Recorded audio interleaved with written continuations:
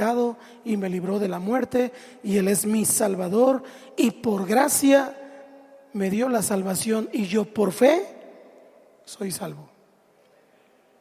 ¿Voy bien hasta ahí o me regreso? Por fe soy salvo. Dile al que está a tu lado: por fe somos salvos. Hay un carcelero, seguro que usted ha leído el libro de los Hechos.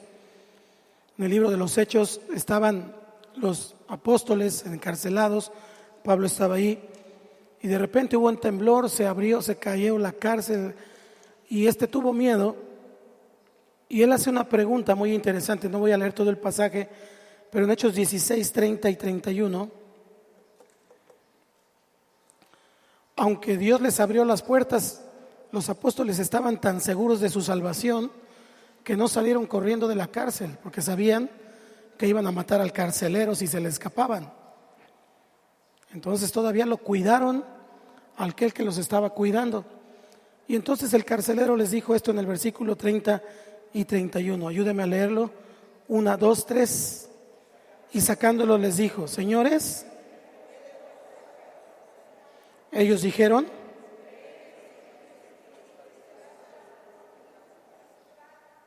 es un buen ejemplo. Cree. Diga conmigo: cree. Nuestra tarea es creer. Paso número 2, que los demás crean. Pero el paso número 2 solo se logra cuando tú logras el paso número 1. Mi pregunta esta tarde: ¿tú crees que eres salvo? Entonces, el medio es la gracia, pero se recibe por fe. Este es un ejemplo nada más, pero se ilustra a través del Nuevo Testamento en muchos casos de los que acudían al Señor necesitados en diferentes ocasiones. Ellos venían y entonces Dios les daba no solamente sanidad, sino que les decía: tu fe te ha hecho salva, levántate, tu fe te ha salvado. O sea, la persona que se acerca a Cristo con fe no solo recibe una sanidad o una bendición temporal, recibe salvación. Por eso es importante visitar a los enfermos, visitar a los que están en la cárcel, visitar a todos los que no conocen a Jesús, porque por medio de una enfermedad, por medio de un problema, de una angustia, ellos van a creer, y al que cree todo le es posible, hasta ser salvo. Gracias.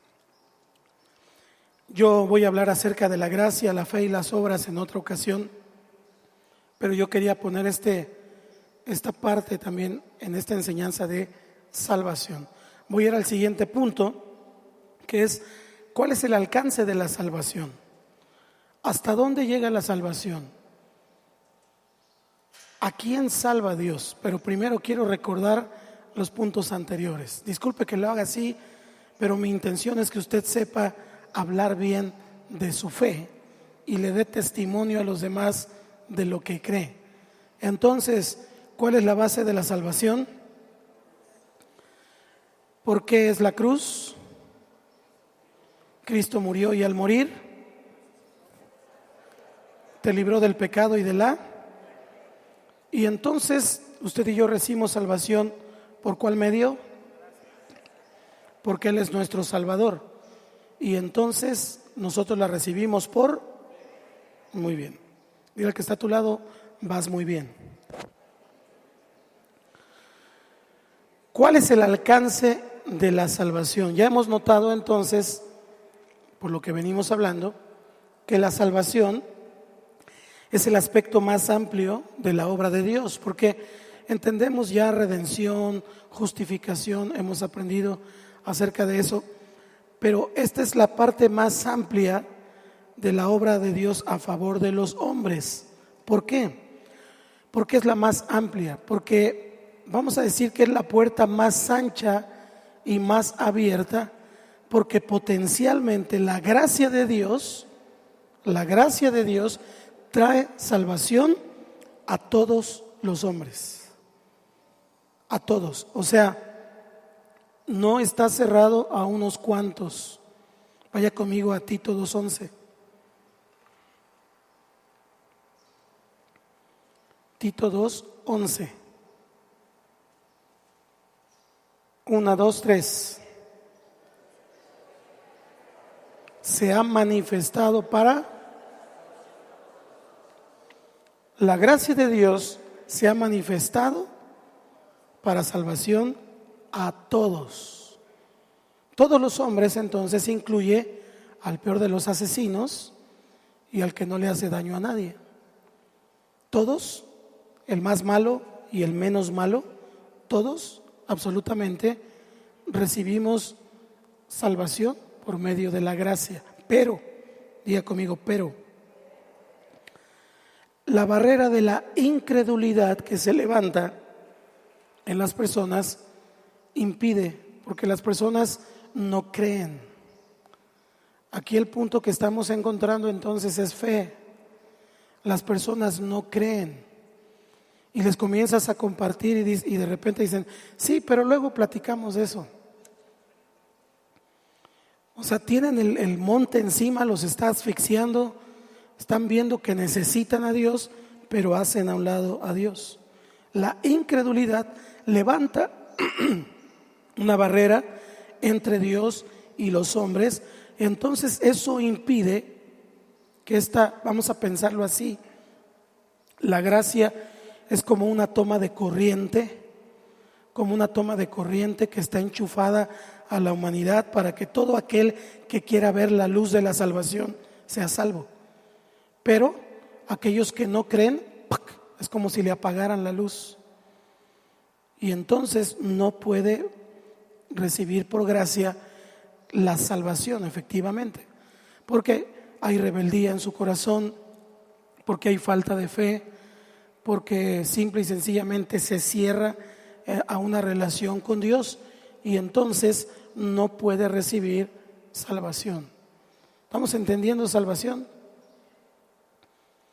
Esto es muy importante entenderlo, porque a veces pensamos que el asesino, el borracho, el drogadicto necesita a Dios, pero tu abuelita o tu abuelito que pues no le hace daño a nadie, ni se porta mal, no la necesita. Pero lo que estamos entendiendo es que ninguno puede ser salvo por sus obras. La Biblia dice que no hay uno solo que sea bueno, porque bueno solo es Dios. Entonces, al ubicarnos en esta parte, tenemos que encontrar que sí es por gracia que se recibe, está abierta para todos, para todo aquel que cree. Si no cree, lo siento. Tenemos una urgencia de predicar, tenemos una urgencia de compartir para que la gente crea. Algunos dicen, pues espero que esté con Dios, espero que esté bien, nunca le hizo daño a nadie. Pues yo le digo, amén. Pero si él nunca creyó y si nunca confesó, porque con la boca se confiesa entonces no se haga muchas ilusiones. ¿Hay urgencia o no hay urgencia? Quiero presentarle 3 etapas de la salvación. Espero poderlas explicar brevemente.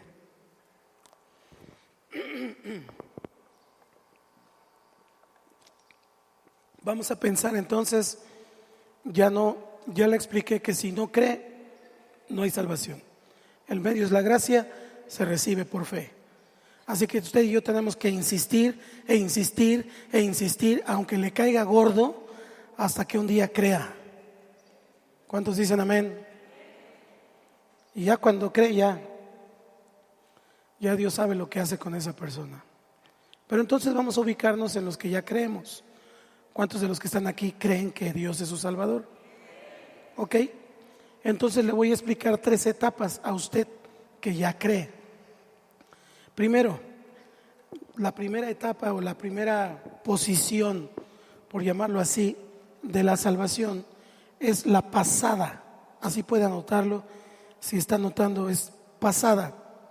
¿A qué se refiere? Teológicamente hablando, se refiere a la salvación del alma. Usted y yo somos espíritu, alma y cuerpo. Espíritu, alma y cuerpo. ¿Qué es el alma?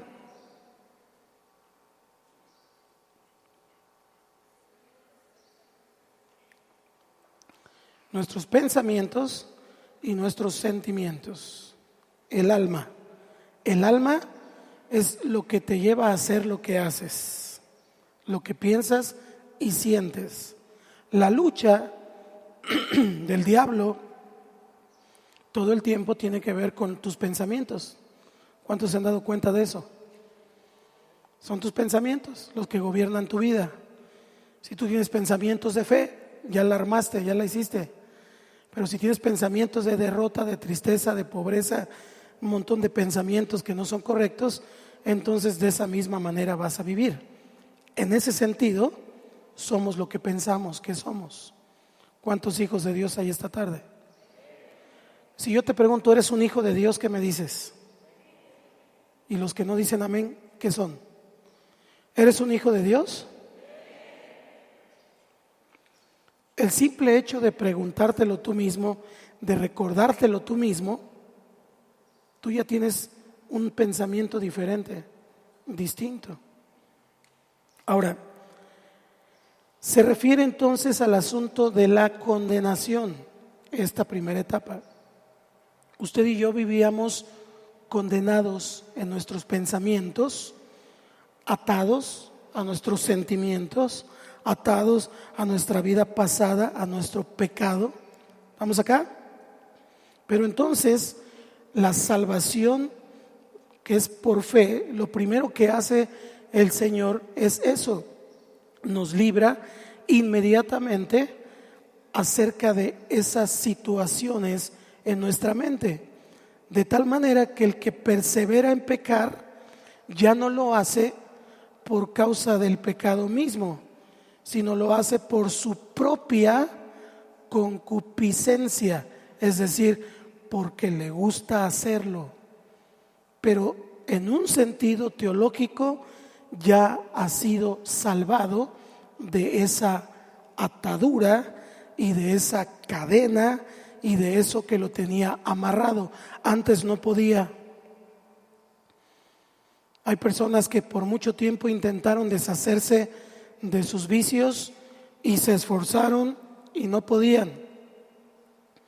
Pero un día vino Cristo a su vida y de la noche a la mañana dejaron todo. Yo soy uno de ellos. Para la gloria de Dios. No necesité anexo, no necesité nada. Nada más necesité creer y querer, porque esta es la otra parte. Querer. ¿Estamos aquí? Creo y quiero. Diga conmigo, creo y quiero. ¿Por qué le estoy diciendo esto? Porque Jesús lo dijo muy claramente en San Juan capítulo 6, versículo 47.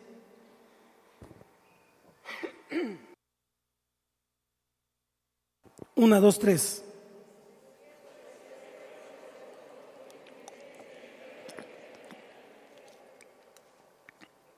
El que cree en mí tiene vida. Entonces, esta liberación, esta salvación es completa y es eterna. Podemos estar seguros desde el momento en que confiamos en Jesús como nuestro Salvador, que desde ese momento tenemos salvación eterna.